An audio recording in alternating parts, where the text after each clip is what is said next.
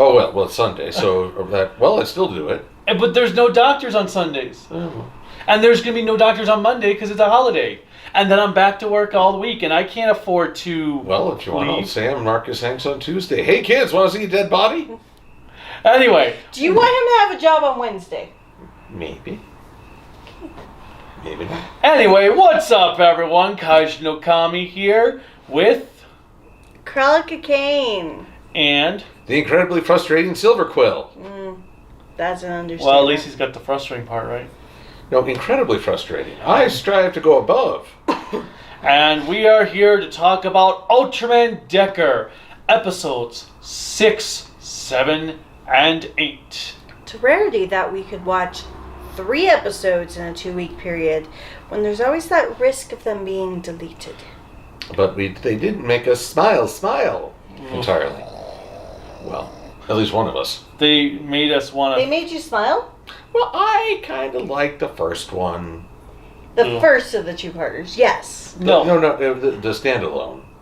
the subterranean monster episode one. 6, okay. Which I was bored with that one. Really? Well, Marcus, I hate to break it to you, but your level of entertainment this last week, due to the fact that you've been in constant pain, has been this tiny.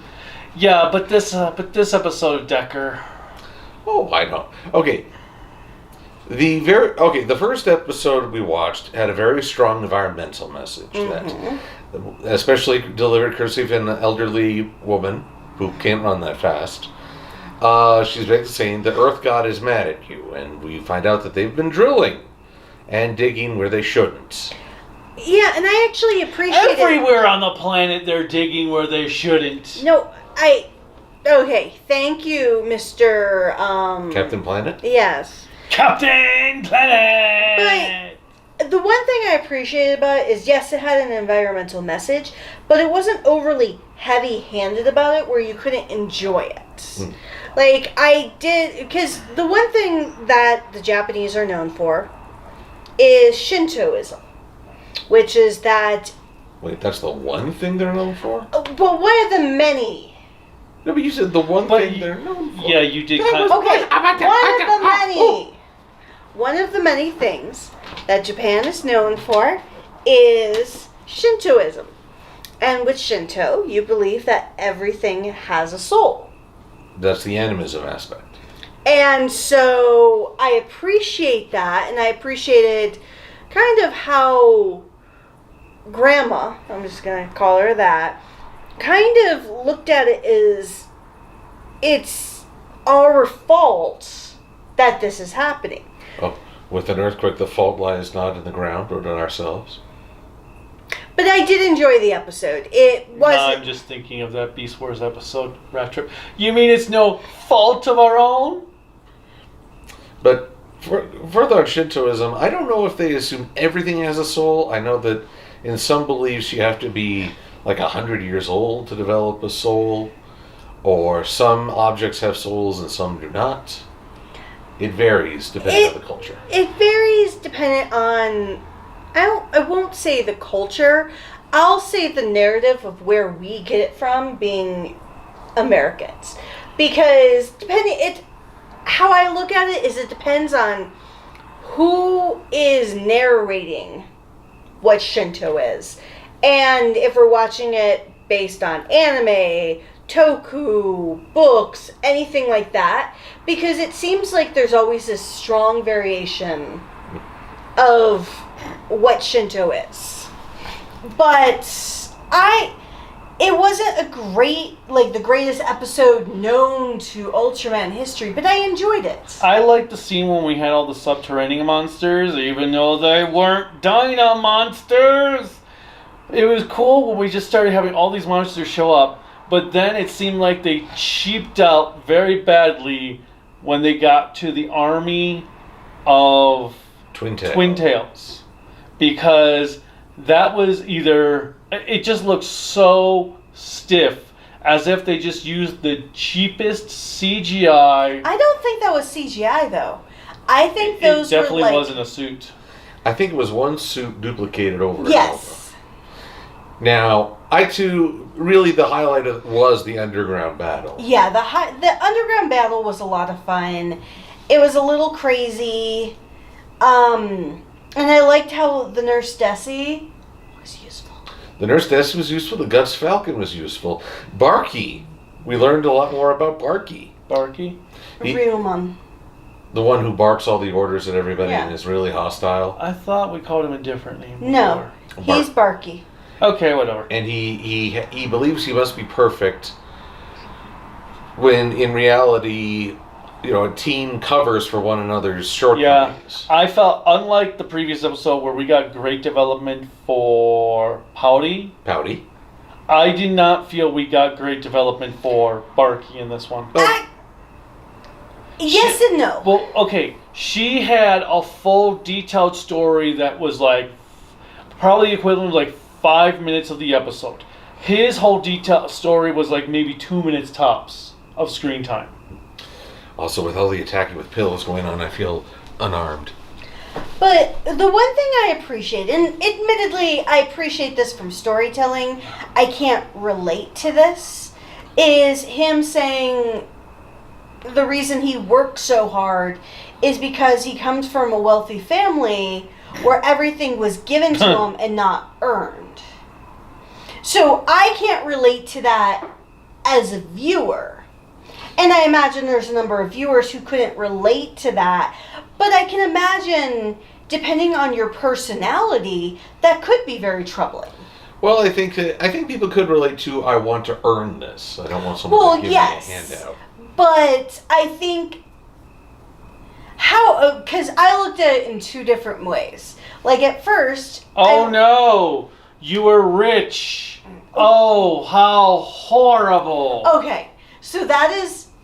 Okay, maybe 3 ways. There is that kind of like armchair jealousy that comes from someone who is looking at it from an outside perspective of like, oh no, you had an easy... And it's not to say that they didn't deserve it and things like that. It's more or less... Rich people problems, yo. I think for some people, the aspect of having to work for everything is an expectation versus... So you have that jealousy. Then you have, like, okay, it's great that you're trying so hard, but in a way it kind of feels like for his character, it almost feels like, okay, you're trying way too hard. And then there's another side of it where I do respect him for it. That he notices that he did come from means that didn't have to work. He came from a situation where he knows what it is not to suffer. And he could have seen some of the negatives of that by having family members who took advantage of it. I think of, this is a terrible, terrible example, but it works in America, the Kardashians. The youngest Kardashian daughter, her name is Kylie, her and her mother went to a grocery store. And they talked about how difficult it is to buy groceries because the grocery store has too many options, and why it's so much easier to have somebody do it for you. And and I'm not going to look at it from a cynical perspective. I'm going to look at it from like a tone deaf perspective. And I have to sometimes take myself out of that when somebody is like, well, I was rich. It's like, okay, there's a tonal expectation. But I do get where you're coming from, that he worked hard. And he grew up with a certain empathy for other people. Which is impressive because that is a rarity. Time Red did it better. What do you mean? They had the whole series devoted to him and his father, I'm betting, and their relation. Well, Time Red comes from a rich family. Yeah. Yeah, but like Silver just said, he had an entire series to do this, whereas in Ultraman, we're probably never going to hear about this ever again. Oh, I don't know. I could foresee an episode where Gut Select needs to upgrade their weapons or something, but they don't have the budget. Then what is Barky or Ryuman Barky have to Now, what we're gonna have to get his parents to fund it? Well, his parents are dead. Remember? He'll become Batman then. Oh, are his parents dead? Apparently everybody missed this. In the episode, he had talked about how a monster destroyed his home and killed his parents, and he was the lone survivor. That's it right. doesn't mean that there weren't other family members alive.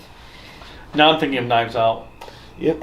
But honestly, if we ever wanted Ultraman Batman, maybe that's it. My parents are Shaw.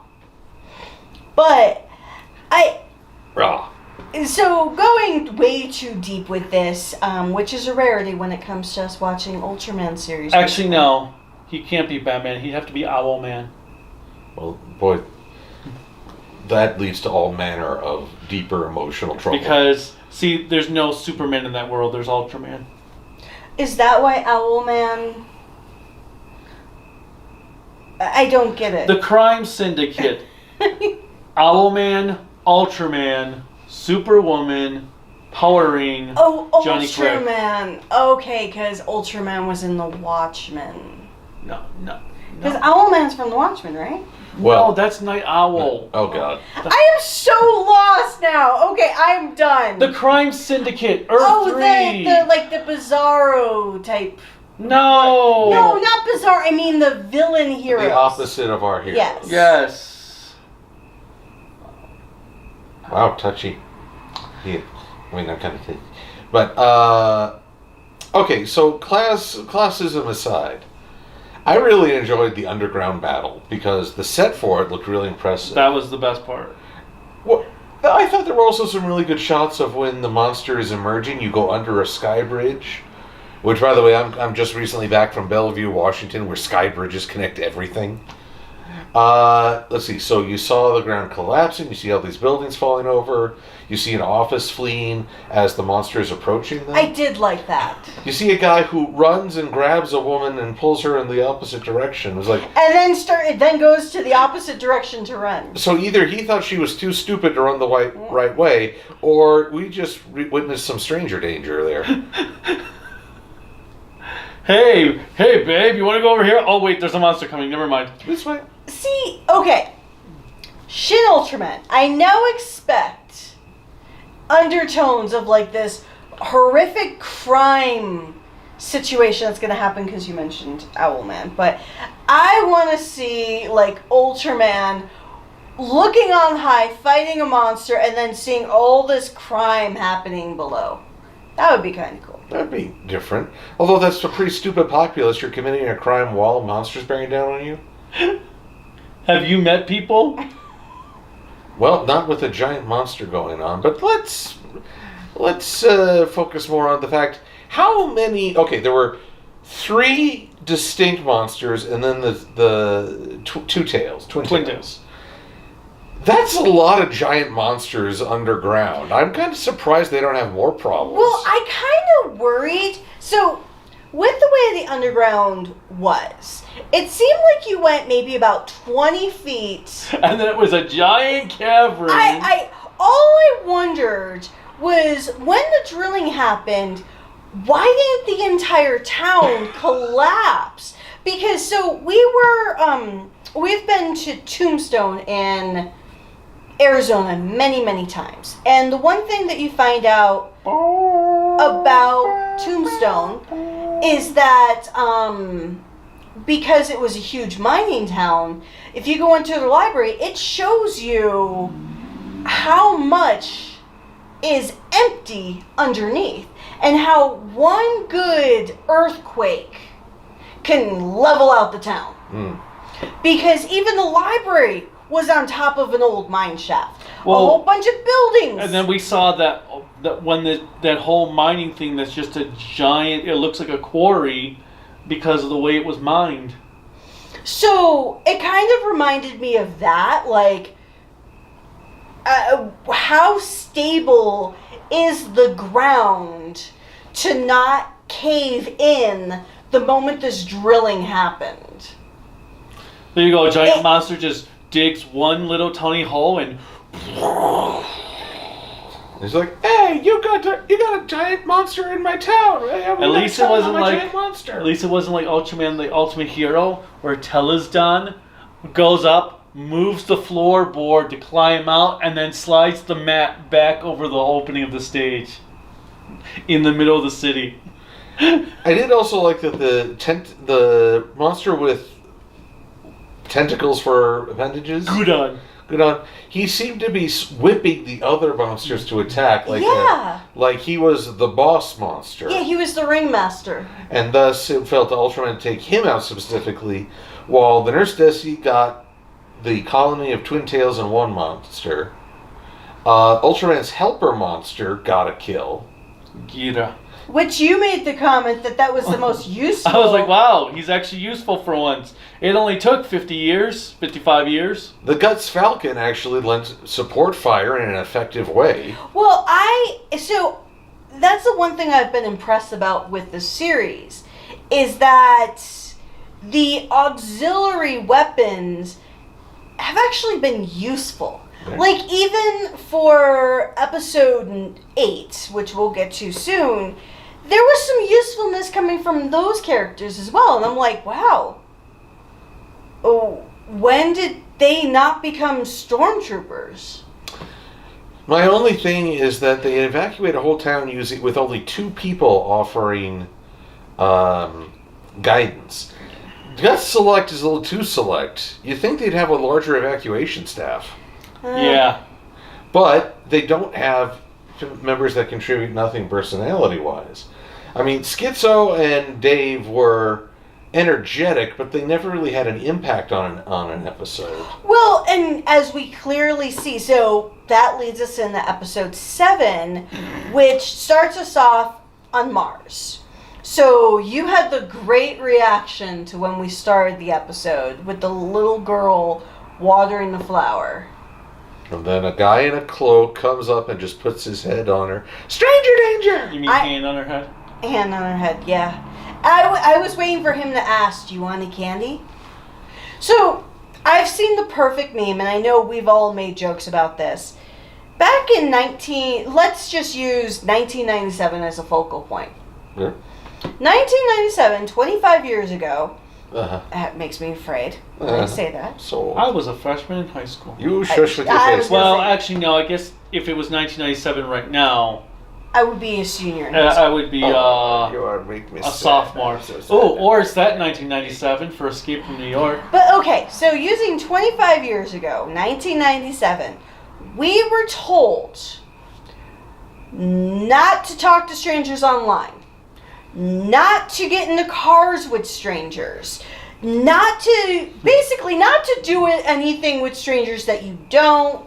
Basically, nothing with strangers. And now, we go on the internet, we order a stranger to pick us up in their own car. Or we ask a stranger to bring us food that we don't know what they've done with. Well, truth be told, that was true even when we went to a fast food restaurant. Delivery existed, I know. Yes, but they were actual employees of the restaurant, so there was still that security aspect that, okay, they're an actual employee. That didn't save you from spitting your food. Well, I try not to think about any time that has happened. I'm trying not to think about how old we are and how depressing the state is. But, so, having a complete stranger walk up to a little girl... The world is so different now. Not to say that isn't a bad thing. I'm not saying little kids walk up to a complete stranger. It's fine. No, please. I figured, given how they did it, it was going to be Kendall. No, that was obvious 20 miles away. I got that. But it was still the whole, like, what are we trying to tell kids?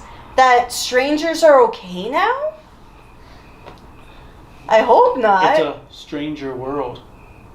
I would say that more it's the reveal of a familiar character. It's less a commentary on strangers because we know Kengo. We know who he is and his history. He's not a stranger to we, the audience. And they didn't waste any time having him say, smile, smile. Okay. I still will take Smile Smile over Yoshilucky any day of the week. Well, see, it's not really that one is superior to the other. It's that they had sheer volume. Yoshilucky was at least 5 times an episode. I counted 9 times. Smile, smile. Smile, smile. 9 times. What the hell? So Smile, smile. You don't count. Also, when you smile, I fear angels weep. Seriously, that's a rigor grin. That's like the Joker. Joker venom. But anyways, his introduction saying smile, smile, I didn't honestly have a problem with that because I kind of expected, especially with the little one, that kind of makes sense. But I was hoping because there were so many complaints about him saying the trigger, even the actor apparently got sick of doing it. Really? Yeah, that they would have been like, okay, no more of that. Okay. But no. No, alright. Without not knowing that, it was fine. But knowing this now, I kind of feel like it's almost like you're doubling down and saying, you didn't like how much I put smile, smile into the script? Well, fuck you. We're double teaming it. Because we're not just having him say it anymore. But we do get to check in on Edgelord and Jafar. Which, Jafar still looked awesome. Edgelord looked more I don't get what edgelord. they meant by they're no longer gut select. I mean, just because the planet's covered by spheroids. Well, Gut Select was apparently disbanded for a time. Yeah, that's what they had talked about because that's why they were doing all this training because Gut Select was disbanded. Because all the monsters were gone. There were no monsters for the last 8 years. Well, obviously the monsters weren't gone when they had an entire army of Twin Tail beneath the... Well, apparently the Twin Tail were happy until somebody decided to drill. And then an Ultraman came in their party room and was like, hey, that's the entertainment area. Get out of there. So apparently that was what exacerbated the Twin Tail. You could say it triggered them? Yes. But so we see we see it use Zare, and I'll use quotes here. Nepotism. Because he's like, this is a different Yuzari. But he gets Wait, she had a cut like a bob cut. Bob cut from like Nico from Dead or Alive. Our friend Crystalage Bloodborne and I are both fans of that fighter. Yeah, So- anytime women have a cut that goes down to here, but it's shaped, it's called a bob. Why Bob? Because weave was already taken.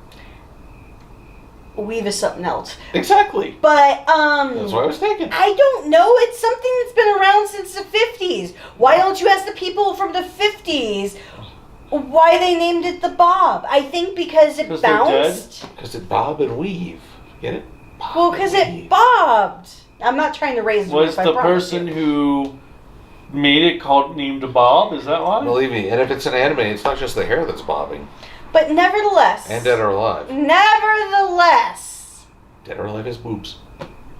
Wow! Really? Yeah, It's a booby trap. I'm just, being honest. Truth in advertising. Well, their advertising was quite apparent. But anyways. Apparent. So, we have our perfect Deus Ex moment where Edgelord creates this card that allows him to get through this, that allows Kengo to get through the spheres. No, you forgot first we had Yuzure just magically I already said that. handing the new merchandise to Kengo that just happens to work, is fully compatible with Decker's gear. He's all deckered out. But yeah. Everyone, and now because these ex-Gut Select members now know that he is trigger. They're like, show your light. Earth needs you. We'll keep an eye on things. Well, but yeah, so when Edgelord comes in, he just magically has the exact type of card that works on the exact type of sword at the exact moment. It was called script writing. The script told him what he was supposed to do. Or perhaps he got a subliminal message from not Yuzure. So... I'm going to call her Nico Ray now. Nico Ray. She looks like Nico. Nico But Ray. she's also a little Yuzure, so Nico Ray. From Dead or Alive. Would you not listen to me? Yeah, Dead or... Wow. when I heard Nico, I was suddenly thinking of Robin. Not every... Well, 5 degrees of One Piece these days. And what's the difference between that or Kevin Bacon? I don't want to find Bacon's One Piece. There we go. If you don't know who Kevin Bacon is, I'm disappointed in you all. We're old. Get off our lawn. You kids today. But Get off anyway. my lawn. So, and then here comes Megaloother? Megapetrol? I forget how to pronounce it. I just remember it was like Megal and Other. But anyways... Megalothar. Megalothar. Yes. I like Megapetrol. Well, either way, it's alive again for the ultimate evil. Because it got reincarnated by Spear. Because... Or Spear. Heaven forbid we use a Tiga or Dyna monster. But then also, it was resurrected by a flower. Because it protects the flower. Yeah. And guess who gets resurrected with it? Carmera. Ultra ex-girlfriend. Because why not? Because she totally deserved a whole redemption thing. Well... What a crock of shit. Wow. It's funny, entertainment these days, I've noticed across Voltron, Legendary Defender, She-Ra, although I haven't actually seen that series, I'm mostly going by word of mouth, E-Man, Masters of the Universe Revelations, Steven Universe, so on and so forth. Villain redemptions are more of the in thing than just out and out defeating them. Well, I think... Okay, the one series that we have recently watched, I will say that did villain redemptions right, was Kamen Rider Drive. Heart, because they didn't fully Heart didn't fully get a redemption, but you could totally sympathize with the reasons why he was doing what he was doing. Well, the frustration I have with villains getting a redemption arc is that they weren't technically evil to begin with. They were just misunderstood. And not to say that there are no villains that deserve a redemption arc, but okay, let's use Masters of the Universe. I have not seen the series, so I am going Which based... one? Revelation, which you know what? I broke a friend on another live stream when I dumped a bit of information. Okay, sure. So, this series redeems Evelyn after she kills Heaven. Heaven is in the place? Yep. Heaven is in where all the angels and people go after they die. Basically, Paradiso. Yeah, actually they call it Paradiso. Why? Because of Dante. Yeah. She destroys Heaven. Yep. But she's redeemed? Apparently. I don't know if she fixed Heaven. That's the thing. But, okay. Like, do you get some divine spackle and just cover it up? But the problem with that is, okay, even if you're not religious, just looking at it from Dante's Inferno. First of all, how did she even get to... That doesn't make any sense of this. I can understand why you broke somebody, because you destroy Heaven. Yep. Paradiso. Yep. I'm more like, how did she even get there to destroy it? She acquired the power of Grayskull, made herself both the sorceress and the chosen. Which kind of makes sense what Evelyn would do, because that's her character. So she had all the power of the universe to even reshape the universe. Did she turn into gold, looking cool, armored out with spikes thing? Sadly, no, she became super buff. Wow, that's lame. But, okay, so she destroys heaven. Yep. But she's... Spoilers, but really, I saved you all. You saved us I from... still plan to watch it at some point. You will all be saved. Yep. Because I want to see why people are so triggered by this show. Not triggered. But, okay. So she destroys heaven. Ooh, processing. And she gets redeemed. Yep. Why? Well, because Skeletor had shown her a nihilistic view of the universe. And it took the efforts of Tila and others to show her a better view beyond that nihilism. Okay, so now we're saying that nihilism is evil. Yeah, well, I get you're not fun at parties, I'll promise you that. Chris Litch is entertaining as hell being nihilistic. Yeah, but that's because we don't understand what he's saying half the time. But, I okay. understand him just fine. So, nihilism... I look at nihilism as a glass half empty type of person. That's called pessimistic. Who's also Well, yes. who's also waiting for the liquid to drain away into entropy and the inevitable heat death of the universe. Basically, nihilists believe that we're walking corpses. You know, after a convention, I do feel a little dead on my feet. So, but I wouldn't necessarily say they're evil. I was actually waiting for you to tell me that they're going to redeem Skeletor. No, he's got other things going on. But Evelyn, that's her name. And to be fair, I have met a number of Evelyns that I have called Evelyn because they were bitches. But Evelyn's in her name evil. Alright, so Ultra ex-girlfriend. So she I guess she shortened it to Lynn. Ultra ex-girlfriend or Pops Chimera. up, and then Kengo has this whole what? And the monster gets away. And then they're talking, and he's like, oh, well, I couldn't make her smile. Okay, so? Are you freaking kidding me? Are you telling me that her not being able to smile is far more important than the rest of the universe? Fuck that shit. Well, honestly, I won't fault a hero for wanting a second chance to save someone. Okay, I won't fault a hero for wanting to try to save someone.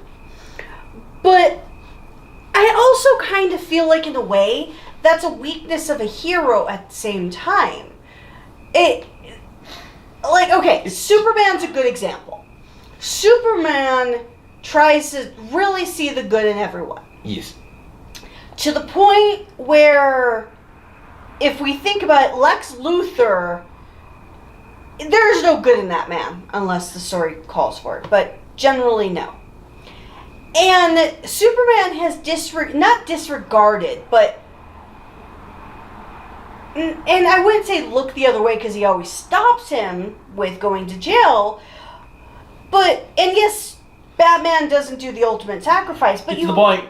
So, I feel like a hero sometimes has to know how to weigh the ultimate sacrifice versus doing the right thing. I'm trying to think of who I would think is the best hero that demonstrates that. Depends on what you're looking for. Well, honestly, I think Superman does demonstrate that. He knows Luthor. He may know Luthor is irredeemable, but it's not his role to dish out the punishment. He once said to Green Lantern, our job is to, if a problem comes up, we're supposed to step in, throttle the life out of it, metaphorically, and not break its neck, and then get out of the way for people to live their lives. He's not an arbiter. He knows that he has limits on his authority. He can't be the guy who passes judgment. No, I think that's fair. I think the frustration I have... And the one time he did, in Justice League Unlimited, Captain Marvel called him out on it and said, I don't feel comfortable being with this team if this is how you act. Yeah. Even though Captain Marvel was played. But he's a kid. So, anywho. I guess it's just hard for me because I don't appreciate every villain being redeemed. But go ahead. No, that's fair. Really, at the very end, we'll talk more about that because Carmela's not the only redemption hinted at. No. But during the second battle, I worry that Miracle Type, which is more unique to Decker, is also the get out of jail free card. It felt like it.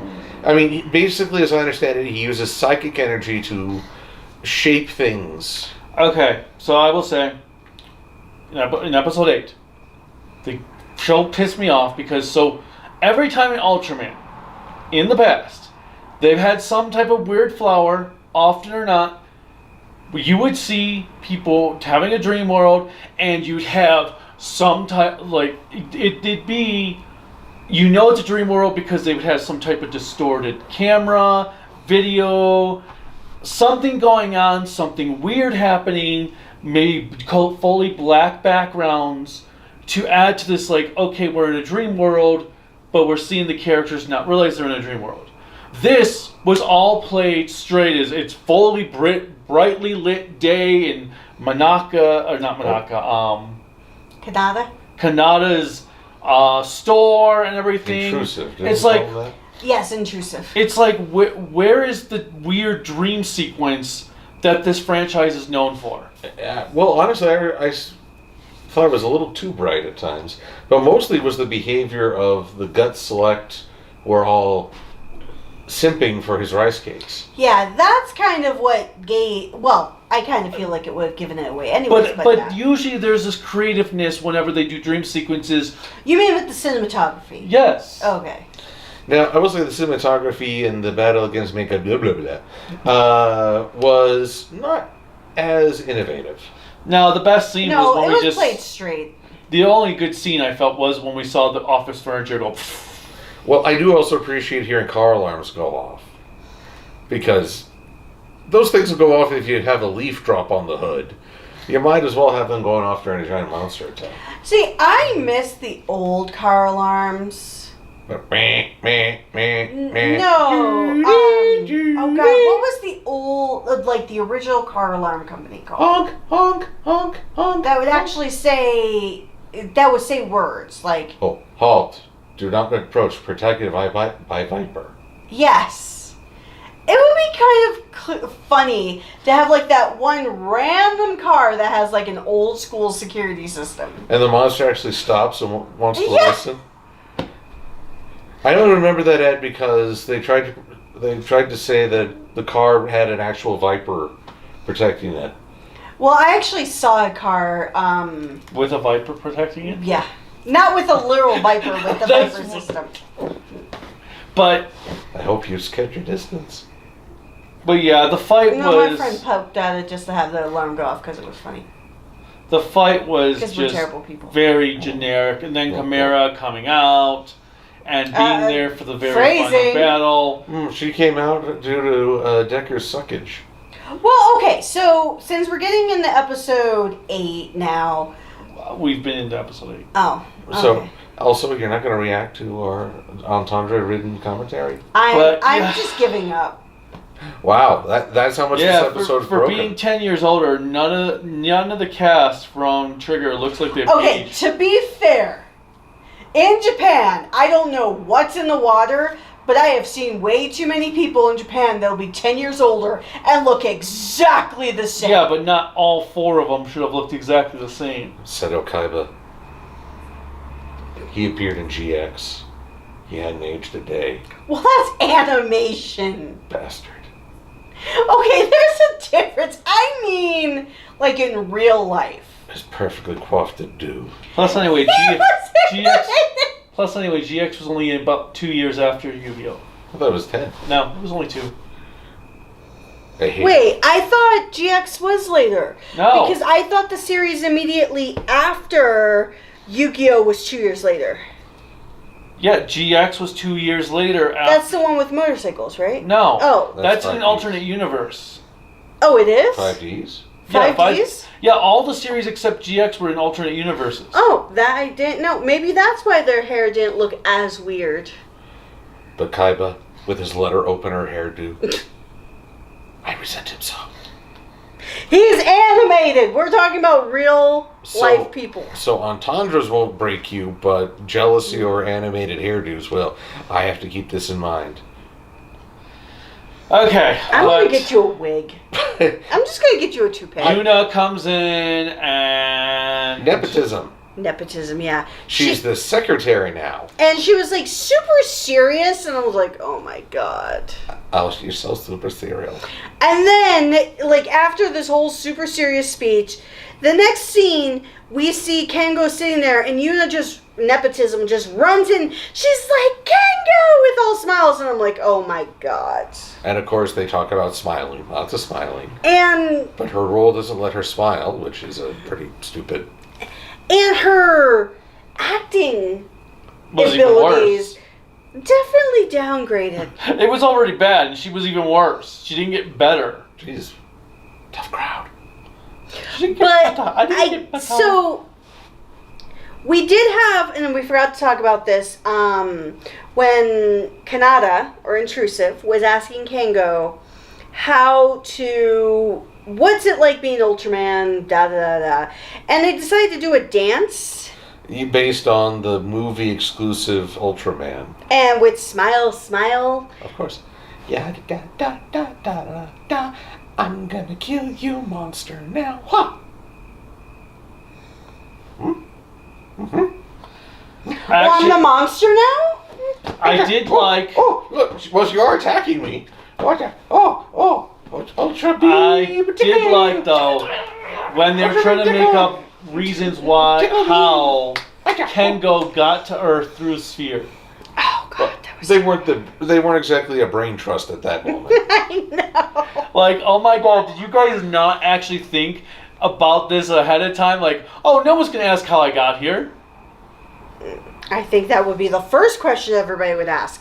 Especially when he kept on talking about how much he knows of what's going on Mars. But I guess it answers our question that Sphere doesn't reduce its numbers by doing all those things with the monsters. Unfortunate. I was hoping that would be a war of attrition, basically. But, so, in episode 8, Barky actually notices the scar on Mega Petrol and shoots at it. It actually does something.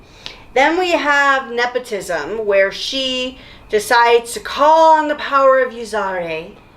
I didn't know that Yuzure was gone from her. No, I didn't either. I guess maybe that happened in the movie. Maybe. A lot happened in the movie that we're not privy to.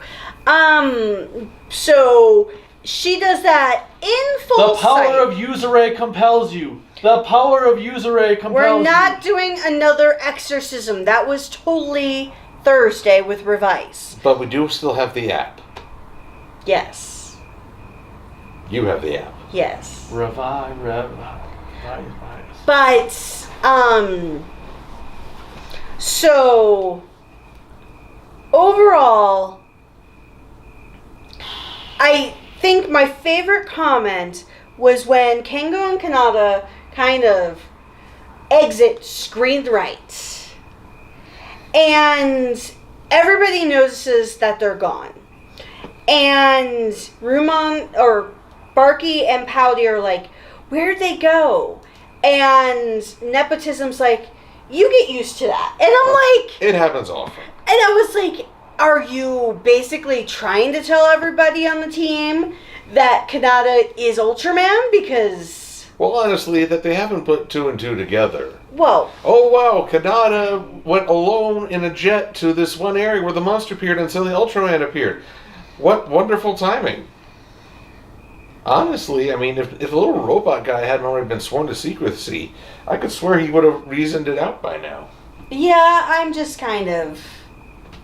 But, I will say this. I'm a sucker for when the theme song kicks in. Yes, I am the same way. So Decker, he doesn't know the full reason why he fights, but he starts to seek that question, and he saves Carmilla fine. Oh, that was a weird one. And then the Trigger, which honestly I like Trigger's theme a little bit more. Oh, it's way better. With the combined Ultras, both dark and light, fighting this no longer ultimate evil. It's actually been downgraded pretty significantly. Yes. I think because of Chimera being taken out. But, okay, so the final battle that you have with Decker, Trigger, and Chimera, I actually enjoyed that. You may not have liked it, you may not have liked it, I don't know. But I enjoyed it because I like seeing... Where did I put my water? Your water's right there. Okay, there it is. And I enjoyed the fight. I got no complaints. I enjoyed the fight just because I like seeing multiple Ultras fight together. I am not a huge fan of these Lone Ranger Ultra series. I do like the series that have secondary Ultras. Of course, well, now you're making me think. Ultraman. Well, to be fair, and you can say this is more of a Heisei thing that I've gotten from Kamen Rider, but even with Kamen Rider series, I'm not a huge fan of the, like, Agito and Kuga, well, more... Agito didn't have a single rider. Okay, Kuga is one of the few, because of how it was written and how it paced, that it didn't feel necessarily like a single rider. Yes, it was, but you had such fun with it, and you had such a strong supporting cast that you don't mind that there's not multiple heroes fighting. Whereas, like, for this and Trigger before it, you only have that singular hero, but the supporting cast is so weak, he does feel like he's fighting on his own. It's kind of the complaint I have with Black. Why is it gotta be black? Well, Ultraman Black is pretty weak. Not Ultraman. Kamen Rider Black. Okay. So that's just my 2 cents. The fight. But then at the end, Carmela reveals that she still is holding, I guess, the souls of her cohorts. And okay, the red guy, I forget his name. We had Whodunit. We called one restraining order. He inherited the restraining order. But okay, so his revival wouldn't be so bad. Nepotism would just have to, file a restraining order. Literally, yes. Or smack him again. But Mr. Excellence, he's still a genocidal maniac. Well, it's kind of going back to that whole Evelyn thing. It's like, what can he be redeemed from? That would be like redeeming Oteka and Revice after he killed a kid. Yes. And yes, there's probably a high probability in a movie Oteka will be redeemed because that's just the way things go. Or he's so insane. Or, yeah. Or will turn out that none of them are dead and that they can all be rescued from an alternate dimension. You retcon the crime away. Anyway. Oh, she's trying to smother herself. Oh, Grandma, let me help you. With that said, we probably should get going to have dinner. How dare you, you beast! Because it is 8:30. What? I'm fending off the monster's attacks. I can't take these guys anywhere. Or I can't record them anywhere, apparently. With that said, what did you guys think of these episodes? Let me know in the comments.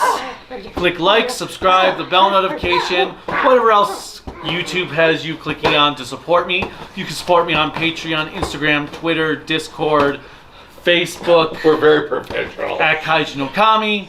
My website, creativitybydesignllc.com. And there's cool Kaiju no Kami merchandise at creativitybydesignllc.com/shop. A link in the description below. We've got Silver Quill, MLP Silver Quill on Twitter and DeviantArt.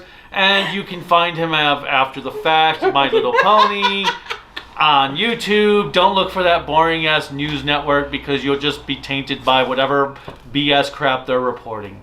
Until next time. And they might be really nice people though. Bye.